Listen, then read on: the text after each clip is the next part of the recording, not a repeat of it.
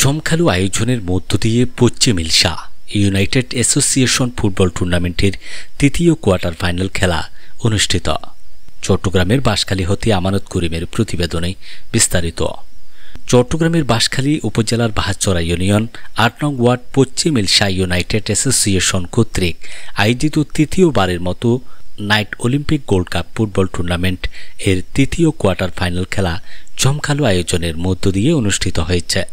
খেলায় ৩,০০০-এরও অধিক দর্শক একসাথে তৃতীয় কোয়ার্টার ফাইনাল খেলা উপভোগ করেন।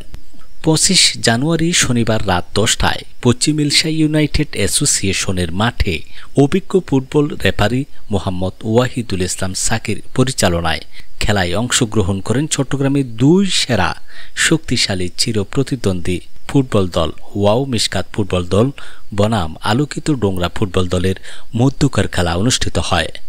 আক্রমণ পাল্টা প্রতি আক্রমণের মধ্য দিয়ে নির্দিষ্ট সময় শেষে ওয়াও মিশকাত ফুটবল দলকে ৫-১ গোলে বিশাল ব্যবধানে পরাজিত করে আলোকিত ডোংরা জয়লাভে সেমিফাইনাল নিশ্চিত করেন। ম্যাচ সেরা খেলোয়াড় নির্বাচিত হয় অন্যতম উদীয়মান ফুটবলার মোহাম্মদ হেফাজ। এ সময় আলোকিত ডোংরা ফুটবল দলের দলীয় টিম ম্যানেজার ও দলীয় মালিক বিশিষ্ট রেমিটেন্স যোদ্ধা ওমান প্রবাসী মোহাম্মদ আজিম চৌধুরী বলেন, আগামীতে তার দলের খেলোয়াড়রা দর্শকদের আরও ভালো এবং সেরা খেলাটা উপহার দিবে বলে আশা ব্যক্ত করেন।